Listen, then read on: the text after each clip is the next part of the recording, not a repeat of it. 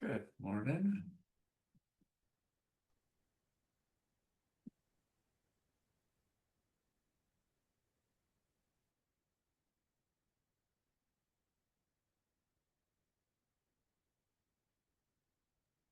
Welcome to the State of the Union for December 2025. November caging results were not good. They were the worst month of the year, with significant declines, almost 9% in revenue, almost 21% in contributions. Remember back in September when we said, hey, we may be drawing forward some donations. We had a really great September. We may be drawing forward some donations from later in the year. Looks like we were probably doing that. We'll go to the year-to-date results because they're more normal than November was. Broad-based declines, the exception. Public broadcasting was going to be an exception because of the exceptional times through which they're living. I don't know if we have any public broadcasting folks on the call. I doubt many of us would change places with them despite this revenue and contributions given what they're going through. Human Services was the other one that had revenue going up. We know that when times are tough, this was November when we were seeing the impact during the government shutdown. My hypothesis, totally unproven, is that people were donating to Human Services during that time, which is understandable. As you can see, our salad days in August and September, then falling off significantly in October and November. Average gift amount did go up, as it tends to do when response rate falls. That helped preserve some of the revenue that's there. Year to date, revenue up 4.6%. Compared to last year, total contributions down 5%. A more normal year, looking at it across the year rather than month by month. Public broadcasting and faith communities had the largest increases. Only 4 sectors declined year over year from a revenue perspective. I know at least one veteran service organization that does their caging through RMG had significant decreases in volume. Volume obviously plays a factor into this. As we always talk about with caging, this is the end result. We can't look at what went into the sausage making machine on this. Most organizations by and large have grown year over year. Any questions on caging results?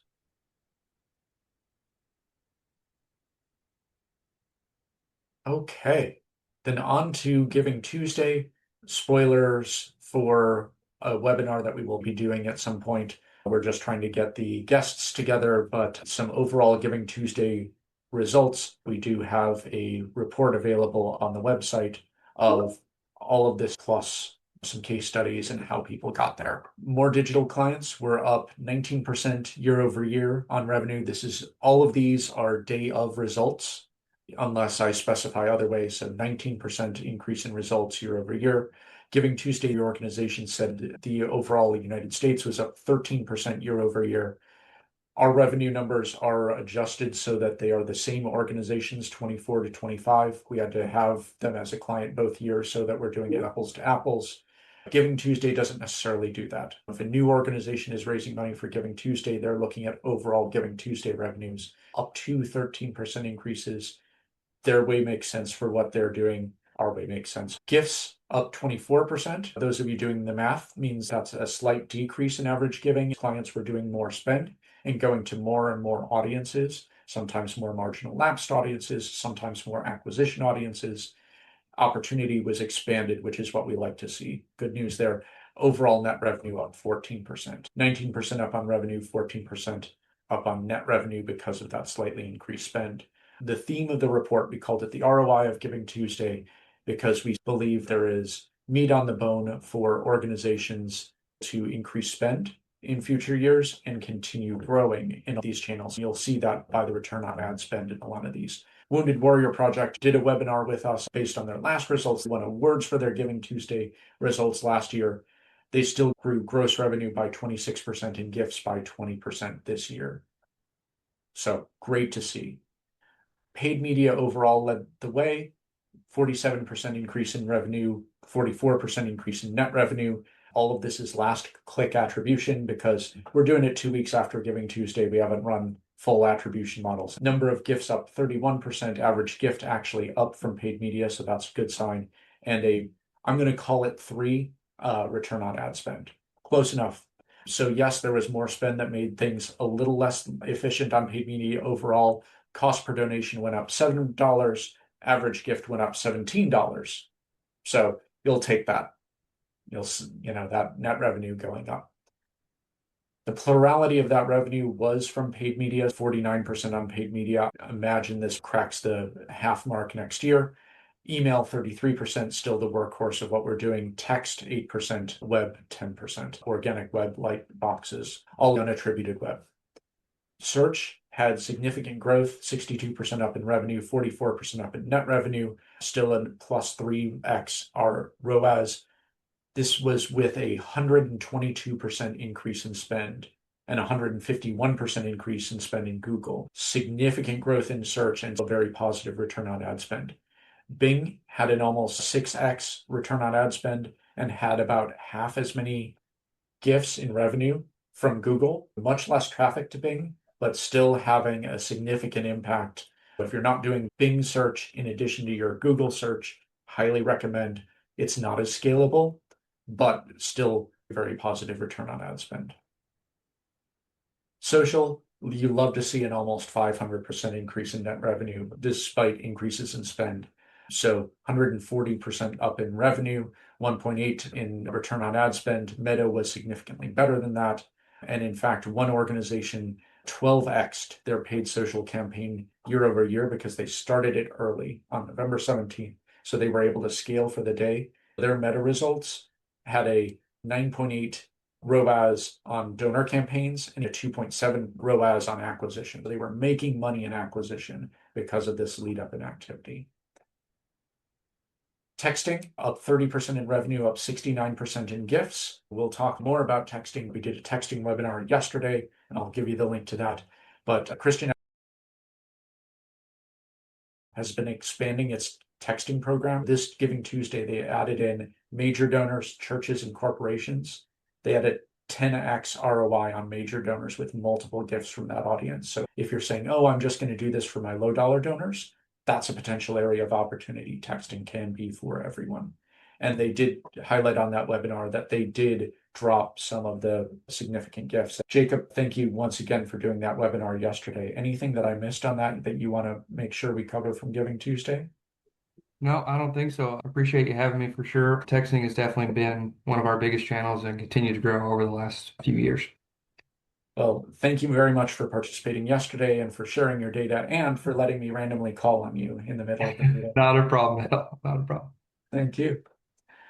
Programmatic advertising up significantly. This was really the belle of the ball. Significant increases in programmatic spending with 46% up in revenue, 62% up in net revenue with a 5x ROAS. Wounded Warrior Project, this was the engine of their growth. Their programmatic assisted revenue went up 80% year over year. And among prospecting audiences, up 129% year over year. It helped lift other channels and do new donor acquisition, which you'll take every day of the week, especially on Tuesdays. Simio Cloud email acquisition. It's our first year for this in market for Giving Tuesday. Limited case studies, but one client that was an early adopter of Giving Tuesday of Simio Cloud email acquisition names had them on their file. On Giving Tuesday, they recovered half of their investment. That's on a 50 cents per name model. It's 40 cents through the end of the year if you're looking to get in on this. They were able to recover half of that 50 cents. If they paid full price, they would have recovered that on Giving Tuesday alone from those names. And so those names are going to pay for themselves by the end of the year. Unlike the other ROAS numbers that you see here, this is only acquisition. Social, programmatic, search, texting, most of that is still within your donor community, or at least the people that you already know. Simio Cloud email acquisition is net new names for digital. So huge potential opportunity there. Flip side of the coin is not as much comes through on unpaid media anymore. Light boxes were up 2% and were 59% of all web donations. Organic web donations that weren't on light boxes fell 28% as traffic fell. Email's relatively flat, but still a key driver of success. Keys there are building that file and smart audience strategy. One organization increased their email revenue 29% year over year with one fewer full file email. This is an organization that isn't included in the numbers because they weren't with us last year. They were with us this year, but we looked at their strategy.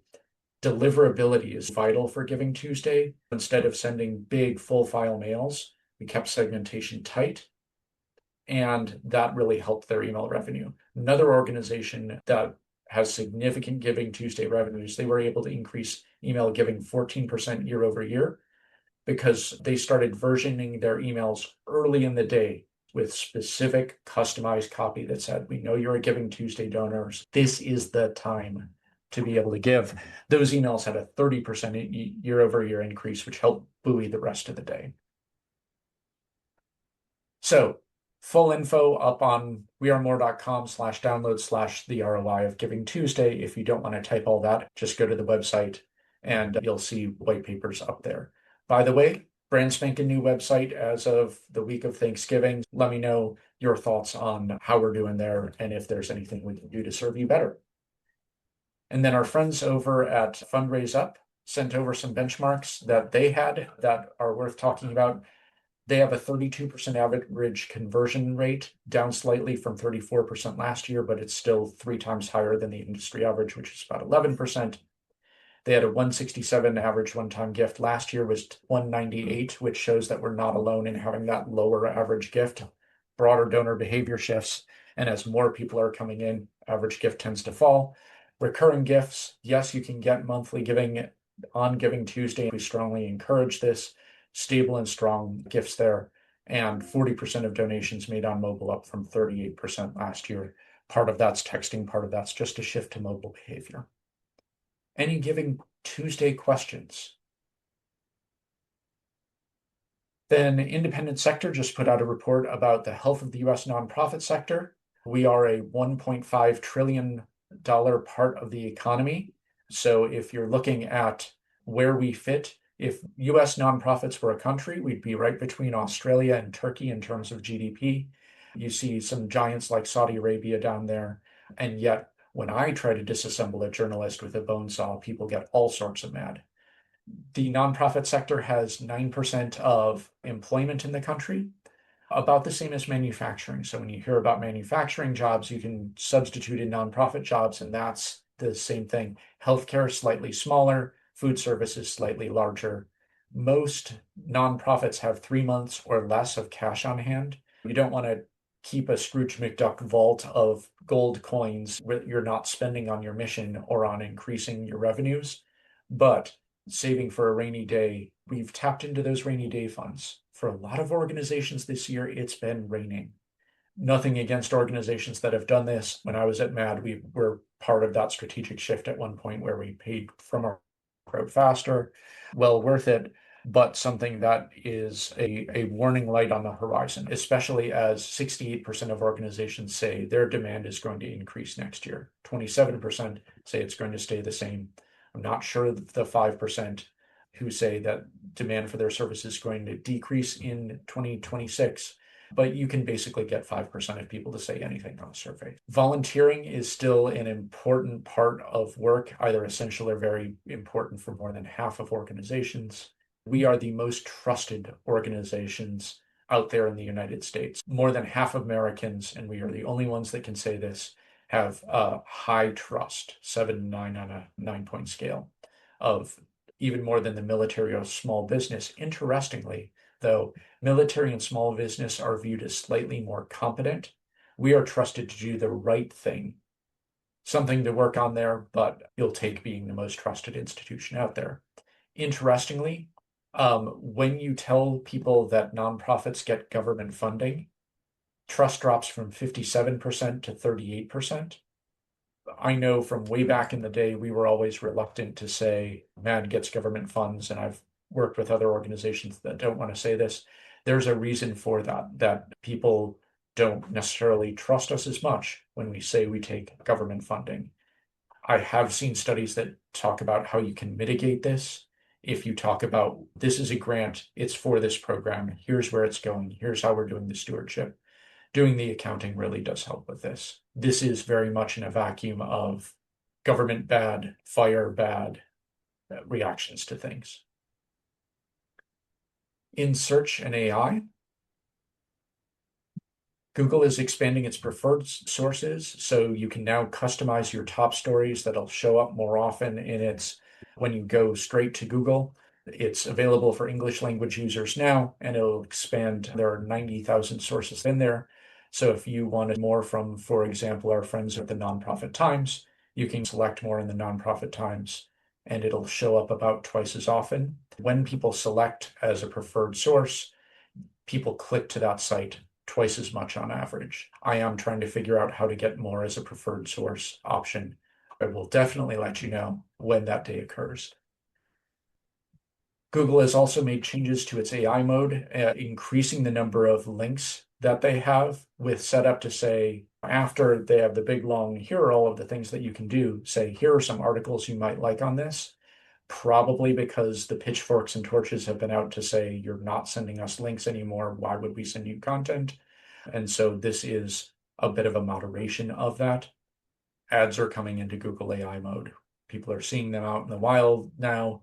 It's blending how sponsored content is mixing in with AI generated answers. This is going to become a real ad channel over time. And like with how we get into preferred sources, I won't be surprised if you'll see more ads coming in Google AI mode when they roll this out more widely.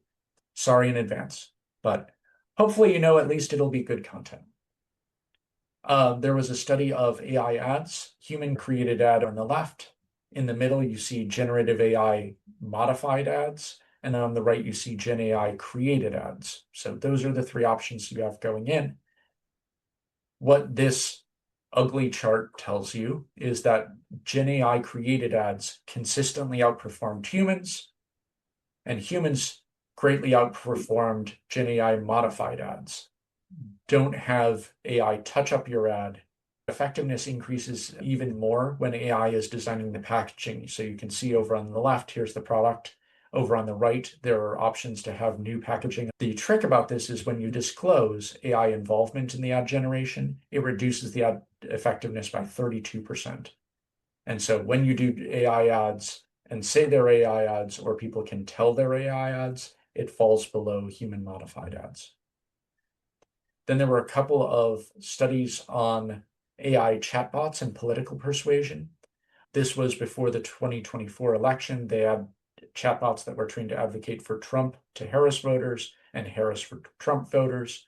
Trump supporters who chatted with an AI model trained on Harris's talking points moved toward her 3.9 points on average, and a Trump chatbot going to Harris supporters moved them 2.3 points in the other direction.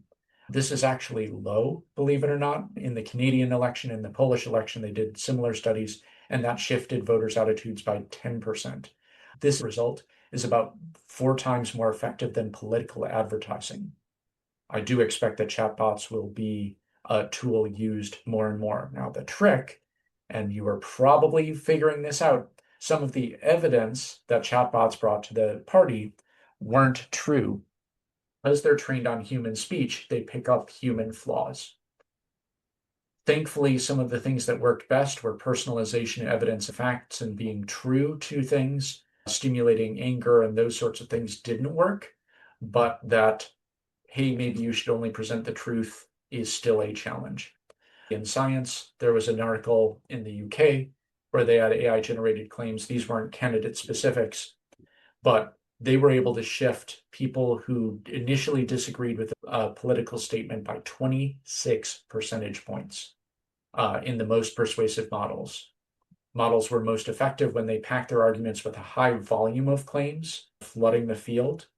The challenge is that as they got further and further into facts, became less factually accurate because you go further and further down to the bottom of the barrel of facts. So something that we'll definitely be watching. In our potpourri section, you can now see our texting webinar up on YouTube. We were able to get this up about 7 minutes before this discussion started, so happy about that. There was another study about corporations and their charitable giving. What they found is if you are a luxury brand, you get a brand boost if you're working with non-necessity causes. And if you're a mass market brand, you get more of a boost when you're working with necessity causes. So that's why you will see Lexus at the art gallery, and you will always see the stories of how Walmart is helping get water into hurricane ravaged areas. Makes sense. Still, you wish that Lexus could also give to basic necessities. I mean, that's why they're called necessities, but hey, you take things as they are, not as we wish them to be. M&M has sued an Australian umbrella company called Swim Shady, which is just a great branding opportunity. This lawsuit is probably going down for two reasons. First, this company is going to be able to stand up in court and say, we're Swim Shady. Yes, we're the real Shady. All the other Swim Shadies are just imitating. The second part of it is M&M is saying that you shouldn't base a company on a well-established IP